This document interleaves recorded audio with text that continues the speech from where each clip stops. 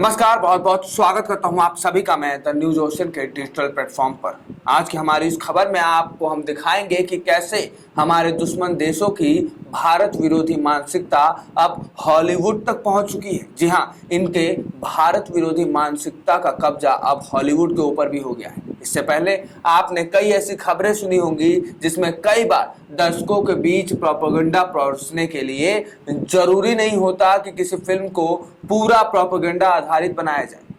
एक सीन, एक डायलॉग या एक रिएक्शन भी काफी होता है ये समझाने के लिए कि आखिर उसके जरिए कौन सी मंशा का प्रसार किया जा रहा है। आपने पीके, तांडव या काली में जब हिंदू देवी देवताओं का मजाक उड़ते हुए देखा तो आपको समझ आया कि कैसे फिल्में धीरे धीरे अब हिंदू विरोधी होती जा रही है। कैसे फिल्मों के डायरेक्टर्स हिंदू विरोधी छवि अपनी मानसिकता देश और दुनिया के सामने जग जाहिर कर रहे हैं। आपने शिकारा देखी तो आपको पता चला कि कैसे नरसंहार के नाम पर दिखाई गई प्रेम कहानी कश्मीरी पंडितों का एक मजाक है। कैसे इस देश को नीचा दिखाने के लिए इस देश के दुश्मन ऐसे ऐसे चाल चलते हैं, ऐसे ऐसे प्रोपेगेंडा चलते हैं जिसको देखकर उनको भी शर्म आ जानी चाहिए। इसी तरह मार्केट में अब एक नया नमूना सामने आया है। जी हां, इस नए नमूने का नाम है मिस मार्वल, जिसको हॉलीवुड के मार्वल्स के द्वारा प्रकट किया गया है। इसमें एक मुस्लिम सुपरगर्ल कमाला खान की कहानी दिखाई गई है। जब ये सीरीज आने वाली थी उस समय इसका प्रमोशन नारीवाद जगत में आ रही क्रांति की तरह हुआ था। पहली मुस्लिम सुपरगर्ल लड़की पर पंथी सीरीज पर खूब चर्चाएं हुई थी। हालांकि जब इसके एपिसोड रिलीज होने लगे तो दर्शकों को निराशा के सिवा कुछ भी हाथ नहीं लगा। हाँ, कुछ लोगों को मार्वल का ऐसा देसी वर्जन पसंद भी आया, लेकिन वो मुस्लिम परिवार थे जो रहन सहन से खुद को उस सीरीज से कनेक्ट कर रहे थे। ऐसे में सबसे पहले हम आपको दिखाएंगे कि आखिर मिस मार्वल किस चीज की कहानी है। उसके बाद आपको यह भी दिखाएंगे कि कैसे मिस मार्वल के द्वारा भारत को नीचा दिखाया जा रहा है। कैसे मिस मार्वल में एक सीन ने पूरा का पूरा प्रोपेगेंडा क्रिएट कर दिया है। तो आइए आगे बढ़ते हैं, आपको दिखाते हैं क्या है पूरी खबर। आगे बढ़ने से पहले अनुरोध है कि खबर पसंद आए तो खबर पर लाइक शेयर तो करिएगा, साथ में कमेंट करके ऐसे सीरीज और पिक्चरों पर अपनी राय प्रतिक्रिया जरूर दीजिएगा जो हमारे देश के खिलाफ जहर उगलते हैं, हमारे देश के खिलाफ प्रोपेगेंडा दिखाते हैं। सबसे पहले हम आपको बता दें कि मिस मार्वल जो है वो जिन्नों की कहानी है। आइए आपको दिखाते हैं। मिस मार्वल नाम की इस मिनी सीरीज में नारी सशक्तिकरण के नाम पर जिन्नों की कहानी को परोसा गया है। लीड एक्ट्रेस यानी कमाला खान खुद एक जिन्न है और उनके पास एक ऐसा कड़ा है जो उन्हें जादुई शक्तियां देता है। कमाला इस कड़े के रहस्य को जानने पाकिस्तान अपनी नानी के पास जाती है और उनके पीछे पीछे आते हैं कुछ जिन जो 1947 या शायद उससे पहले से भी धरती पर रहे। ऐसे में पाकिस्तान में कड़े के लिए इन सब की लड़ाई होती है और देखते ही देखते मुस्लिम सुपरगर्ल की कहानी पहुंच जाती है भारत पर। जी हाँ, चौंकिए मत, इसके विभाजन पर और भारत में विभाजन के दौरान मुस्लिमों पर हुए अत्याचार पर। अब आप सोच रहे होंगे कि मुस्लिमों पर अत्याचार कैसा? भारत का विभाजन तो मुस्लिमों के मन की थी। विभाजन तो हुआ था इसीलिए क्योंकि लंबे समय से मुस्लिम नेता इस विभाजन की मांग पर अड़े हुए थे। उन्हें एक इस्लामी राष्ट्र चाहिए और कह रहे थे कि हिंदू मुस्लिम साथ नहीं रह सकते। हाँ, हकीकत भी यही है, लेकिन इस सीरीज में इसे नकारा गया है। आप सोशल मीडिया पर एपिसोड 5 के रिएक्शन देखेंगे तो आपको पता चलेगा कि लोग इस बात से खुश हैं कि सालों बाद फवाद ने क्या एंट्री दी है, वो भी हॉलीवुड फिल्म में इतने इमोशन के साथ। लेकिन अगर आपको आसान शब्दों में फवाद का रोल समझाना है तो इस तरह समझिए कि उनकी एक्टिंग स्किल्स पर ही ये पूरा का पूरा जिम्मा है कि कैसे वो ये दिखा सके कि विभाजन का दर्द मुस्लिमों से ज्यादा किसी भी धर्म को था ही नहीं। यहां तक कि इस हॉलीवुड में टुकड़े टुकड़े गैंग की एंट्री होगी। और उसका आजादी वाला नारा, हम क्या मांगे आजादी, इस पिक्चर में दिखा दिया।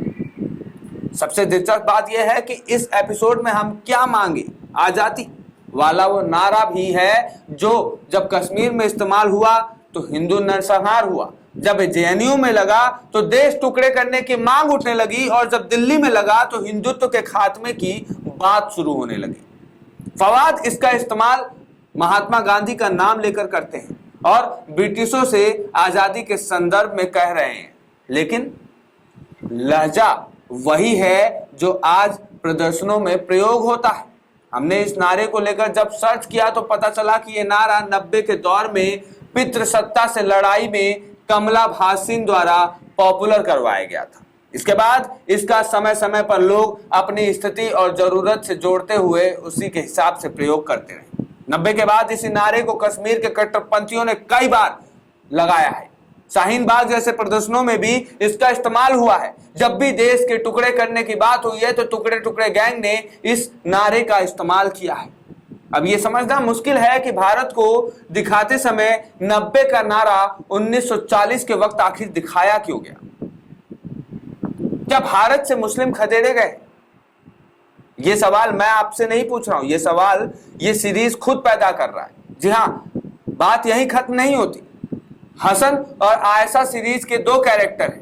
अगले सीनों में उनका पारिवारिक जीवन दिखाया जाता है और फिर अचानक दिखाया जाता है कि कैसे विभाजन का समय आ गया है और हसन परेशान है। इसी दौरान एक हिंदू आता है उन्हें सब्जी आदि देने, लेकिन वह उस पर भड़क जाते हैं और कहते हैं कि उन्हें ये खैरात नहीं चाहिए। हसन हिंदू युवक पर भड़क कर दिखाते हैं कि जो कुछ हो रहा है सबसे ज्यादा उनके लिए कठिन है। लोग उनके मुसलमान होने के कारण उनसे फूल नहीं खरीद रहे और उनकी बीवी को दूध सब्जी नहीं दी जा रही।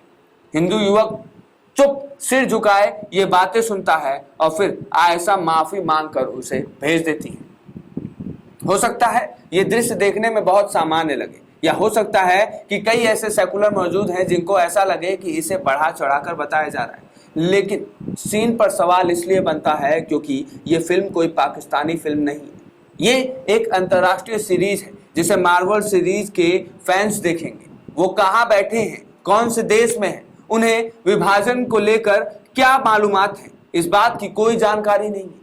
क्या उनके मन में यह धारणा नहीं बनेगी कि भारत के लोगों ने मुस्लिमों को खदेड़ने के लिए उन्हें खाना पीना बंद कर दिया था, उनका बहिष्कार शुरू कर दिया, जबकि हकीकत तो यह है कि इस्लामी राष्ट्र की लालच में भारत के मुस्लिमों ने विभाजन से बहुत पहले से खिलाफत को समर्थन देना शुरू कर दिया था और विभाजन के वक्त जिन्ना ने यही तर्ज दिया था कि हिंदू और मुस्लिम न पहले साथ रहे हैं और न आगे रह पाएंगे। फिल्म के अगले दृश्य में आयशा है जो जिन्नों से दूर अपने परिवार के साथ कराची जाना चाहती हैं और हसन को यह कहकर समझाती हैं कि यहाँ तो मुस्लिमों की बस्ती जलाई जा रही है। ऐसे में उन लोगों को पाकिस्तान जाने वाली ट्रेन में बैठना ही होगा। एपिसोड 5 में पता चलता है कि जिस कराची एक्सप्रेस को शुरुआती एपिसोड में सस्पेंस की तरह दिखाया गया वो हकीकत में एक मुसलमानों के लिए लाइफ सेवियर थी, जिसमें सवार होकर आयशा की बेटी और उसका शौहर बच पाए। तो ये है एक सीरीज के 2-3 दृश्य जिन्हें देखने में लगे तो शायद कब सेकेंडों निकल जाए पता भी ना चले, लेकिन इनका प्रभाव मानसिकता पर क्या पड़ेगा ये बड़ा सवाल है। शुरुआत में ये बात इसलिए कही थी कि प्रोपेगेंडा दिखाने के लिए प्रोपेगेंडा से भरी फिल्म दिखाने की जरूरत नहीं होती, एक दृश्य ही काफी होता है। जाहिर है कि ऐसा नहीं होगा कि जिन लोगों ने पाकिस्तान का रुख किया वह सब अलग राष्ट्र ही चाहते थे, लेकिन यह भी सच है कि भारत से किसी समुदाय को नहीं खदेड़ा गया। विभाजन वह जख्म है जो कठमुल्लों ने भारत और भारतीयों को दिया। ऐसे में मिस मार्वल में ये जो भी तथ्य दिखाए गए हैं ये हॉलीवुड पर अब धीरे धीरे भारत विरोधी मानसिकता का कब्जा दिखाया जा रहा है। साफ साफ आपको दिख सकता है। आप सभी से अनुरोध है कि मिस मार्वल के इस सीरीज का बहिष्कार करें और हॉलीवुड और तमाम उन डायरेक्टरों और पिक्चर बनाने वाले लोगों को एक साथ मिलकर जवाब दें कि अगर आप भारत विरोधी कुछ भी चलाओगे तो वो इस देश में नहीं चलेगा। इस पूरे खबर पर अपनी राय प्रतिक्रिया जरूर दीजिएगा। इस खबर को ज़्यादा से ज़्यादा लोगों तक शेयर करिएगा ताकि सच्चाई ज़्यादा से ज़्यादा लोगों तक पहुंचे। ऐसे ही खबरों के लिए बने रहिए हमारे साथ द न्यूज़ ओशन के डिजिटल प्लेटफॉर्म पर। धन्यवाद।